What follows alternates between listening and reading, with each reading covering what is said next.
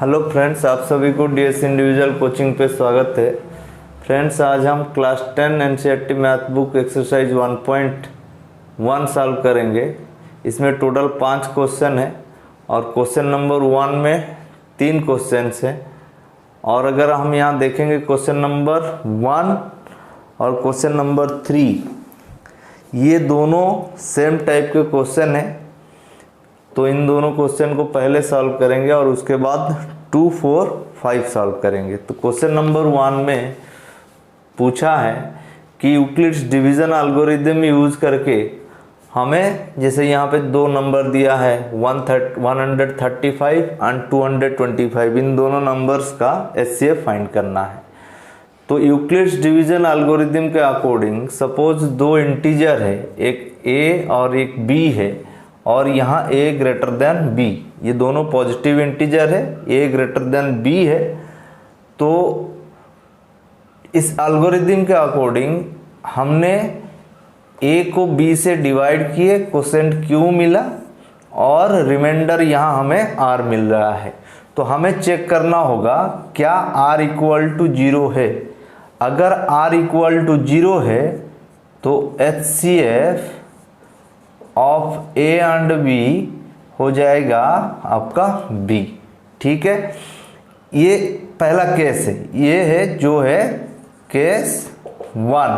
हमने क्या किए, ए को बी से डिवाइड किए और क्वोशेंट क्यू आया, रिमाइंडर आर आया। अगर रिमाइंडर आर जो है 0 है तो आपका एचसीएफ आपको मिल गया, ए बी का एचसीएफ हो गया बी जो डिवाइजर है। अगर यहाँ पे r 0 नहीं हुआ, केस 2 में अगर r नॉट इक्वल टू 0 तो हमें अगेन डिवीज़न करना होगा। कैसे, यहाँ पे b अब डिविडेंट हो जाएगा और जो रिमाइंडर 0 नहीं है तो उस रिमाइंडर डिवाइजर होगा, फिर से हम डिवीज़न स्टार्ट करेंगे। ठीक है, और इस तरह से ये प्रोसेस कंटिन्यू करेगा जब तक रिमाइंडर 0 नहीं आ जाए। सपोज इस स्टेप में सपोज यहाँ पे s आया और रिमाइंडर 0 आ गया, तब एचसीएफ क्या हो जाएगा, r। ठीक है, नहीं हो रहा है तो फिर से ये डिवीज़न कंटिन्यू करेगा। तो ये तो एल्गोरिथम था, मैंने आपको बताया। इसको सक्सेसिव डिवीज़न मेथड भी कहा जाता है। तो चलिए हम इस क्वेश्चन को करते हैं ताकि आपको समझ आए कि कैसे करना है क्वेश्चन। मैंने बड़ा संख्या को छोटे संख्या से देखिए डिवाइड कर दिया, 225 को 135 से। क्वोशेंट 1 आएगा और यहाँ पे देखिए रिमाइंडर 90 आया, 0 नहीं आया। तो मैंने क्या बोला, जब तक 0 नहीं होगा डिवीज़न कंटिन्यू करेगा। तो अब ये 135 यहाँ पे डिविडेंट हो जाएगा, फिर से डिवीज़न होगा। तो यहाँ पे देखिए रिमाइंडर 45 आया। पहला स्टेप में रिमाइंडर 0 नहीं हुआ, सेकंड स्टेप में भी 0 नहीं हुआ, तो थर्ड स्टेप भी यहाँ पे करना होगा। अब ये 90 यहाँ पे डिविडेंट हो जाएगा। तो देखिए यहाँ पे थर्ड स्टेप में 0 हो गया। उसको हम हर स्टेप में डिवीज़न लेमा यूज़ करके भी इसको लिख सकते हैं। जैसे पहला स्टेप के लिए अगर फर्स्ट स्टेप के लिए डिवीज़न लेमा यूज़ करूं तो ये हो जाएगा 135 इंटू 1 प्लस 90। ठीक है, सेकेंड स्टेप में अगर डिवीज़न लेमा यूज़ करूं 135 equal 19 into 1 plus 45। Third step में अगर यूज़ करें तो 90 इक्वल हो जाएगा 45 इंटू 2 प्लस 0। थर्ड स्टेप में रिमाइंडर 0 आ रहा है, तो थर्ड स्टेप का जो डिवाइजर है वो होगा आपका एचसीएफ। तो थर्ड स्टेप में डिवाइजर यहाँ 45 है, तो वो हो जाएगा इन दोनों संख्या का एचसीएफ। तो एचसीएफ ऑफ 135 225 इक्वल टू 45। ठीक है, तो इस तरह से आपको क्वेश्चन नंबर 1 का सेकंड थर्ड करना होगा। और क्वेश्चन नंबर जो 3 है यहाँ पे, वो भी सेम क्वेश्चन है। अगर हम यहाँ पे क्वेश्चन देखेंगे, क्वेश्चन नंबर 3 का बात कर रहा हूँ, बाकी क्वेश्चन नंबर 1 का 2 क्वेश्चन आप लोग ट्राई कीजिएगा। बड़ा आसान क्वेश्चन है और एग्जाम पे भी आता है इस टाइप का क्वेश्चन। अगर 3 अगर हम देखें तो यहाँ पे क्या है, 2 ग्रुप है। अगर हम बात करेंगे आर्मी का 2 ग्रुप है, एक जगह यहाँ पे 616 मेंबर्स है और दूसरी जगह यहाँ पे 32 मेंबर्स है, ठीक है। तो इनको क्या करना है, इनको कॉलम में हमें इनको खड़ा करना है, ठीक है। जैसे यहाँ पे अगर, लेकिन बट सेम कॉलम होना चाहिए, ठीक है। दिया है कि एक ग्रुप है 616 मेंबर्स का, ठीक है, और एक ग्रुप है 32 मेंबर्स का, और हमें करना है the two groups are to march in the same number of column, what is the maximum number of column. तो आप लोग याद रखिए, अगर क्वेश्चन में मैक्सिमम पूछा है या लार्जेस्ट पूछा है या ग्रेटेस्ट पूछा है तो आप लोगों को वहाँ एचसीएफ ही फाइंड करना होगा, ठीक है।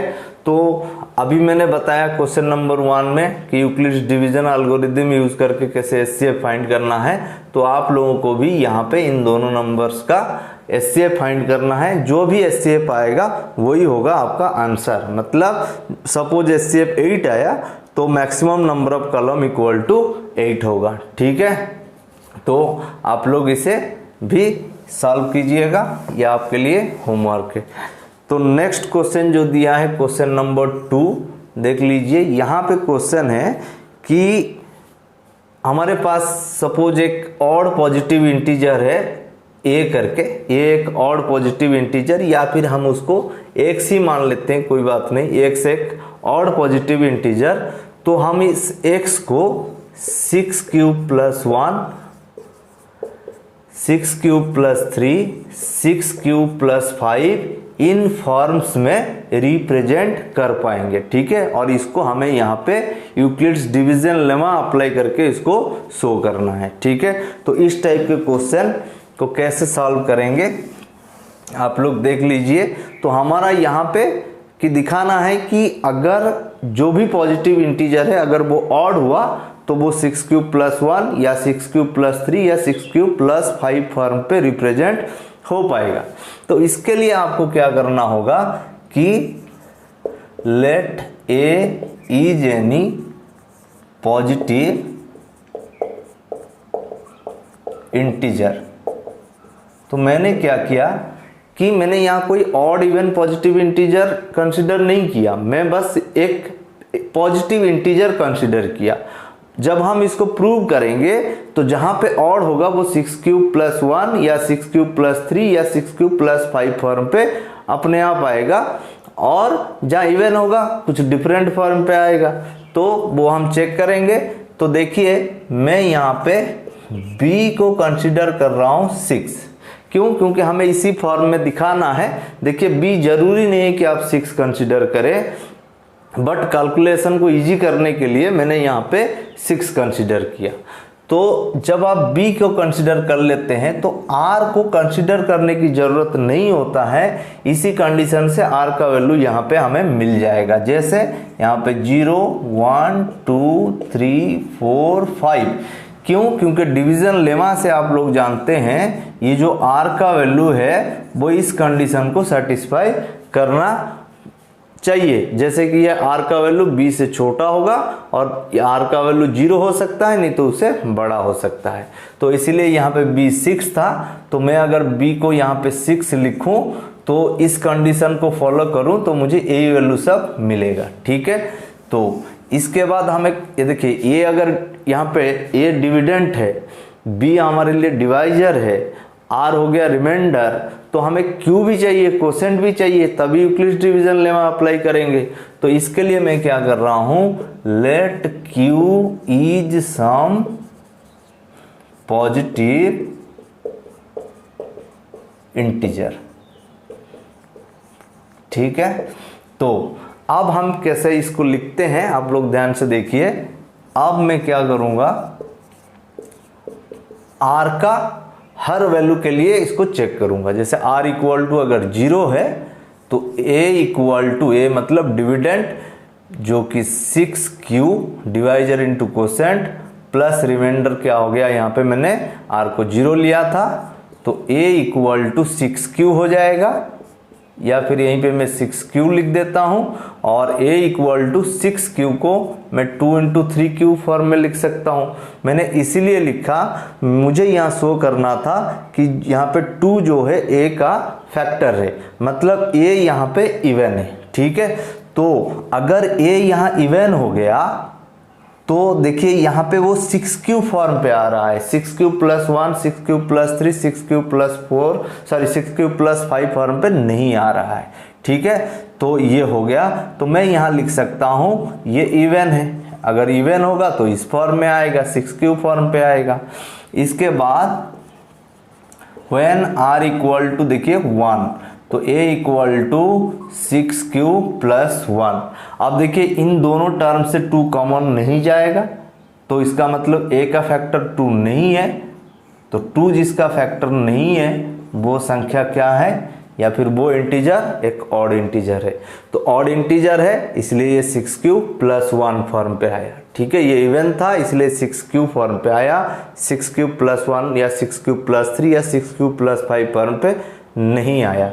तो इसके बाद हम क्या करेंगे, 1 के लिए जब चेक किए, 0 1 के लिए चेक कर लिए, और r इक्वल टू 2 के लिए चेक करेंगे तो a equal to 6q plus 2 हो गया। तो यहाँ पे 2 कॉमन जा सकता है, 3q प्लस 1 रहेगा, तो इसीलिए ये जो है आपका इवन फॉर्म हो गया। ठीक है, अगर यहाँ पे a इवन है क्योंकि 2 उसका फैक्टर हो गया, तो अगर a इवन है तो वो 6q प्लस 2 फॉर्म में रहेगा। ठीक है, तो when r इक्वल टू 3 पे चेक करते हैं, a equal to 6q plus 3, देखिए 2 कॉमन नहीं जाएगा, तो मतलब ये ऑड है। तो एक ऑड आया था जहाँ पे 6q प्लस 1 फॉर्म आया था, दूसरा ऑड आया जहाँ पे 6q प्लस 3 आया। अब हम क्या करेंगे, अब 4 5 के लिए चेक करेंगे, तो when r equal to 4, a equal to 6q plus 4, तो 2 कॉमन जाएगा, तो 3q प्लस 2 होगा, 2 फैक्टर तो ये इवन हो गया। तो देखिए इवन जहाँ पे है वहाँ पे 6q प्लस 4 आया। ठीक है, ये फॉर्म आया। तो उसके बाद हम चेक करते हैं when r इक्वल टू 5, तो a equal to 6q plus 5, 2 common नहीं जाएगा, तो ये ऑड है। तो अगर ऑड है तो 6q प्लस 5 आया। ठीक है, तो हम जब इसको ये सब कुछ कर लिए तो हमें यही मिला लास्ट में कि when a is odd, जब a odd था, फॉर्म्स आर 6q प्लस 1 आया था, 6q प्लस 3 आया था, और 6q प्लस 5 आया था। ठीक है, तो ये है इस क्वेश्चन का आंसर। अब हम देखेंगे 3 तो मैंने बता दिया आपको कि आपको बस HCF ही फाइंड करना है वहाँ पे। अब क्या करेंगे, यहाँ पे क्वेश्चन नंबर 4। तो क्वेश्चन नंबर 4 में दिया है कि यहाँ पे कोई ऑड इवन वाली बात नहीं है। सपोज ये एक पॉजिटिव इंटीजर है, तो अगर हम उसका स्क्वायर मतलब a स्क्वायर किस किस फॉर्म पे रहेगा वो दिया है 3m या 3m प्लस 1, इस फॉर्म में यहाँ पे हम रिप्रेजेंट उसको कर सकते हैं। किसको, किसी भी पॉजिटिव इंटीजर का स्क्वायर को हम आइदर इस फॉर्म में रिप्रेजेंट कर सकते हैं या इस फॉर्म में रिप्रेजेंट कर सकते हैं। तो इसको यहाँ पे प्रूव करना है by using Euclid's division lemma. तो देखिए इस क्वेश्चन को आप लोग कैसे करेंगे, यहाँ पे भी आपको जैसे a is any positive integer, एक पॉजिटिव इंटीजर a मैंने कंसिडर किया तो b भी कंसिडर करना होगा। तो मैंने बताया हम अपने कैलकुलेशन के लिए b को यूज करेंगे। क्या यूज करेंगे, तो जैसे इस क्वेश्चन के अकॉर्डिंग हम यूज कर लेते हैं 3। ठीक है, 3m प्लस 1 से 3 यूज किए, तो इससे क्या होगा, हमें r को कंसिडर ही करना नहीं होगा क्योंकि r इसी से मुझे मिलेगा 0 1 2। देन क्वोशेंट कंसिडर करना होगा, let q is some integer, ठीक है, q इज सम इंटीजर। अब हमें क्या करना है, सेम काम हम करेंगे, 0 पे चेक करेंगे, 1 पे चेक करेंगे और 2 पे चेक करेंगे, ठीक है। तो चलिए हम इसको लिखने के बाद, इसके बाद आप लोग लिखेंगे कि व्हेन r इक्वल टू 0, तो a इक्वल टू क्या हो जाएगा, देखिए 3q प्लस 0, ठीक है, या फिर a इक्वल टू हो गया 3q। अब हमें स्क्वायर को दिखाना है उस फॉर्म पे, तो दोनों साइड स्क्वायर कीजिए, a स्क्वायर, इसका स्क्वायर हो जाएगा 9q स्क्वायर। बट हमें किस फॉर्म पे लाना है, आइदर ये फॉर्म आइदर ए फॉर्म। देखिए यहाँ पे तो कोई +1 नहीं है, तो ये फॉर्म तो आने का चांस ही नहीं है, तो कोशिश करते हैं इस फॉर्म में लाने के लिए, ठीक है। तो ए स्क्वायर इक्वल टू, हमने जो भी इंटीजर है उसका स्क्वायर कर चुके हैं, तो उसी का वैल्यू 9q स्क्वायर आया है, उसको इस फॉर्म में लाएंगे। तो 9 को मैं क्या कर रहा हूँ, 3 × 3 लिख रहा हूँ, ठीक है। उसके बाद साथ में कौन है, q स्क्वायर। तो देखिए यहाँ पे a स्क्वायर हो गया, यहाँ पे 3 भी आ गया। मैं यहाँ पे जो इंटीजर है 3q स्क्वायर, उसको m कंसिडर कर लेता हूँ, ठीक है। तो ये हो गया आपका 3m फॉर्म। देखो 3m फॉर्म का मतलब आपको a स्क्वायर को मल्टीपल ऑफ 3 शो करना है। ये m का वैल्यू कुछ भी हो, हमें उससे कोई काम नहीं है, आगे कहीं पे m का वैल्यू कहीं पे यूज नहीं होगा। हमें बस शो करना है कि square of any positive integer E क्या है कि मल्टीपल ऑफ 3 फॉर्म पे रह सकता है, या फिर क्या कर सकते हैं कि 1 मोर देन मल्टीपल ऑफ 3, जो 3m + 1 है इसको क्या बोलेंगे, 1 मोर देन मल्टीपल ऑफ 3, इन दोनों फॉर्म में रह सकता है। तो इसलिए मैंने यहाँ पे कुछ भी आए हम उसको m ही कंसिडर करेंगे, ठीक है। तो ये हो गया, 0 पे मैंने चेक किया। अब क्या करेंगे, व्हेन r इक्वल टू 1, तो यहाँ पे a इक्वल टू क्या हो जाएगा, 3q + 1। बट हमें तो इंटीजर का स्क्वायर फॉर्म को चेक करना है, तो मैंने स्क्वायर किया a का, तो इस तरफ भी स्क्वायर करना है। बट यहाँ पे देखिए 2 टर्म है, तो ये किस फॉर्म में एक्सपांड होगा, a + b का होल स्क्वायर। इस आइडेंटिटी पे ये एक्सपांड होगा, a square + 2ab + b square. तो देखिए यहाँ पे, तो जब ये 3q प्लस यहाँ पे 3q + 1 का स्क्वायर करेंगे, तो देखिए a स्क्वायर की जगह क्या हो जाएगा, 3q का स्क्वायर, मतलब यहाँ हो जाएगा 9q स्क्वायर + 2ab, मतलब 2 × 3q × 1 करूँगा तो कितना आ जाएगा, यहाँ पे 6q, और यहाँ 1 है b के जगह, b स्क्वायर मतलब यहाँ पे 1 आ गया, ठीक है। तो अब यहाँ पे देखिए a स्क्वायर, यहाँ पे +1 आ रहा है, तो ऑब्वियसली ये 3m + 1 फॉर्म में आएगा ही आएगा। तो मुझे अगर 3m करना है, +1 को छोड़ दीजिए, इन्हीं दोनों टर्म से 3 कॉमन लीजिए, तो यहाँ हो जाएगा 3q स्क्वायर + 2q, यहाँ पे +1, तो a स्क्वायर, ये हो गया 3m + 1। तो यहाँ पे 3 के सामने जो भी इंटीजर है मैंने उसको m कंसिडर किया। तो आप यहाँ भी लिख सकते हैं, जैसे यहाँ m equal to 3q square, मतलब 3q स्क्वायर को m कंसिडर किया गया है, और यहाँ पे m 3q स्क्वायर + 2q को कंसिडर किया गया है, ठीक है। अब बचा 0 पे चेक कर लिए, 3m फॉर्म आ गया, 1 पे चेक किए, 3m प्लस फॉर्म पे आ गया। अब चेक करेंगे 2 पे, ठीक है। तो जब 2 पे चेक करेंगे तो मैं यहाँ लिखूंगा व्हेन r इक्वल टू 2, तो a इक्वल टू हो जाएगा 3q + 2। अब स्क्वायर करना होगा मुझे, क्योंकि हमें square of positive integer 3m या 3m + 1 फॉर्म पे रहेगा वो दिखाना है। तो स्क्वायर किया तो यहाँ भी स्क्वायर करना होगा, मैंने बताया ये 2 टर्म है, तो a + b का होल स्क्वायर उस आइडेंटिटी पे एक्सपांड होगा।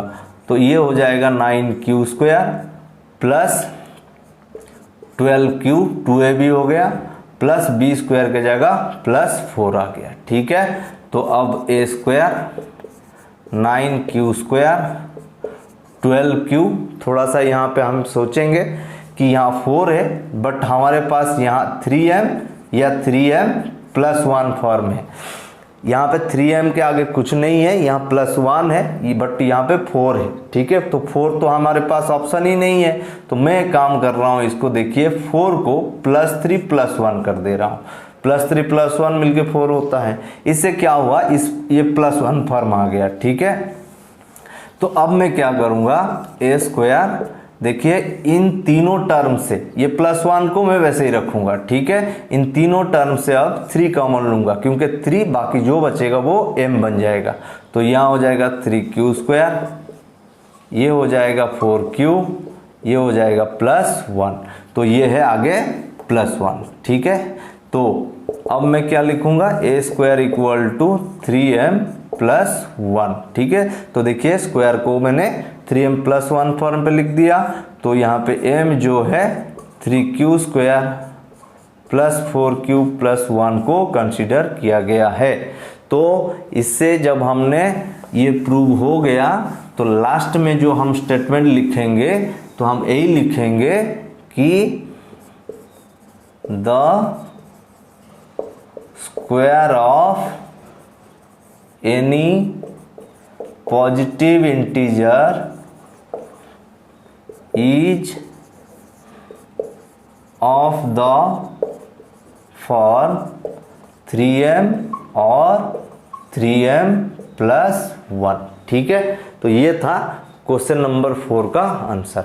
अब एक ही क्वेश्चन है, क्वेश्चन नंबर 5। तो क्वेश्चन नंबर 5 में क्या है, जैसे यहाँ पे हमने a² को 3m या 3m+1 फॉर्म पे शो किए, तो क्वेश्चन नंबर 5 में दिया है यहाँ पे स्क्वायर के बदले क्यूब दिया है कि किसी भी पॉजिटिव इंटीजर का जो क्यूब है आइदर वो 9m फॉर्म में रहेगा या 9m+1 फॉर्म में रहेगा या 9m+8 फॉर्म में रहेगा। तो आपको यहाँ पे by using Euclid's division lemma आपको ये प्रूव करना है। ठीक है, तो देखिए इस क्वेश्चन को कैसे सॉल्व करेंगे। ठीक है, तो यहाँ पर भी वैसे ही same, let a is any positive integer, एक पॉजिटिव इंटीजर कंसीडर किए। अब b कंसीडर करना है, मतलब डिवाइजर। तो देखिए यहाँ पे 9m+1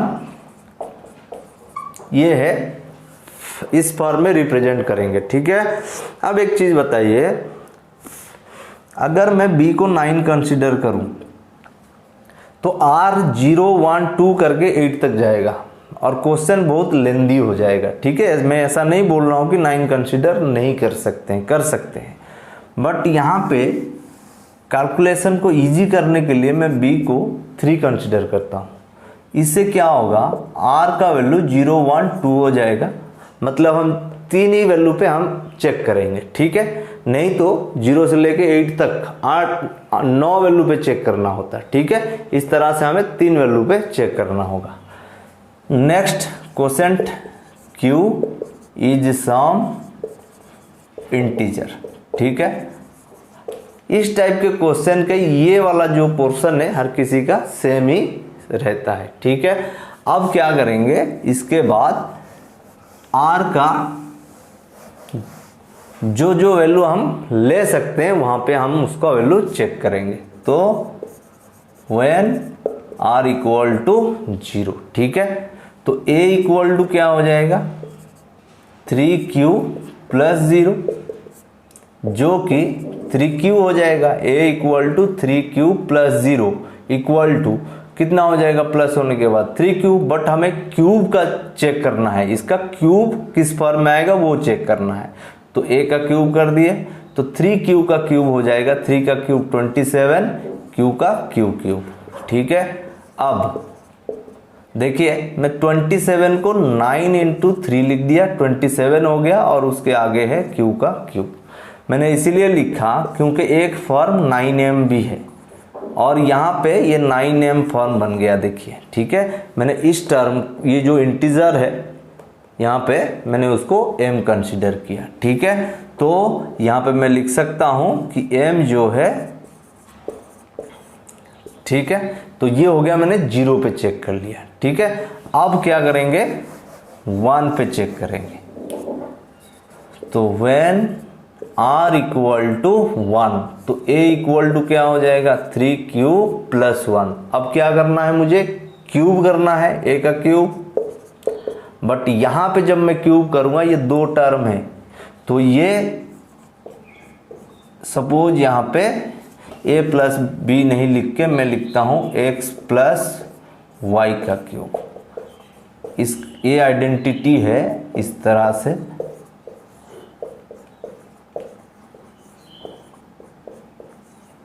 ठीक है, क्लास 8 में आप लोग पढ़ते हो x प्लस वाई का whole cube, x cube plus 3x square y plus 3xy square plus y cube. तो यहाँ x के प्लेस में कौन है, 3q। ठीक है, ये है 3q, और यहाँ पे y के प्लेस में कौन है, 1। अब वहाँ पे यूज कीजिए और यहाँ पे उसका एक्सप्रेशन को लिखिए। एक्स क्यूब मतलब 3q का क्यूब प्लस, अब देखिए 3x स्क्वायर का मतलब है 3q का स्क्वायर जो कि 9q स्क्वायर, y मतलब यहाँ पे 1। ठीक है, तो ये हो गया 27q स्क्वायर। मैं यहाँ 27q स्क्वायर लिखूंगा, प्लस उसके बाद 3xy स्क्वायर, 3x के प्लेस में 3q, y स्क्वायर मतलब 1 का स्क्वायर 1, तो ये हो जाएगा 9q।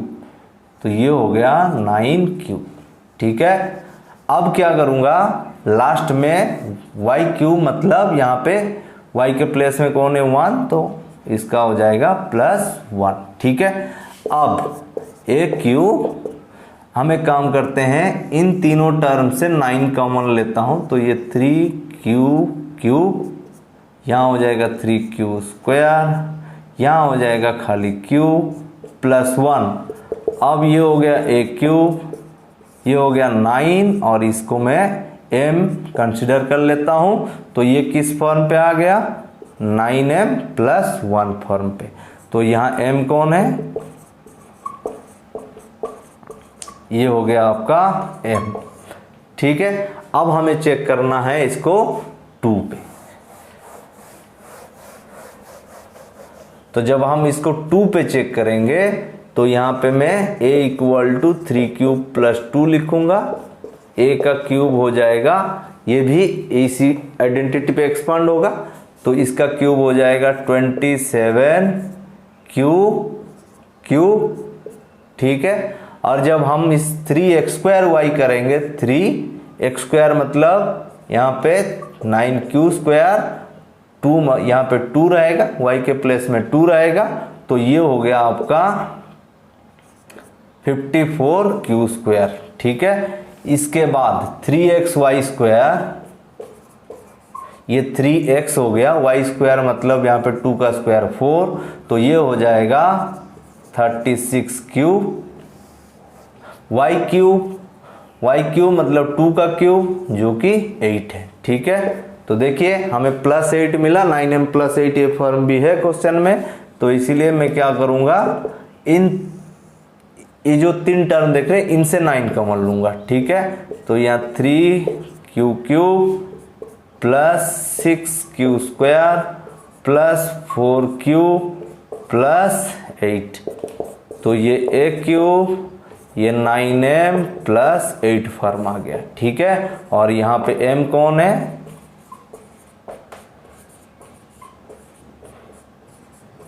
ये है आपका m। ठीक है, तो हमने देखो, मैंने यहाँ पे आपको दिखाया कि r का हर वैल्यू पे कहीं पे 9m फॉर्म आया, कहीं पे 9m प्लस 1 फॉर्म आया, कहीं पे 9m प्लस 8 फॉर्म आया। तो अब हम लिख सकते हैं स्टेटमेंट कि the cube of any positive integer is of the form 9m और 9m प्लस 1 और 9m प्लस 8। ठीक है, तो ये था आपका एक्सरसाइज 1.1 का सल्यूशन। तो नेक्स्ट वीडियो में आपको एक्सरसाइज 1.2 का सल्यूशन मैं बताऊंगा। ठीक है, तो आज के वीडियो में इतने ही। Thank you.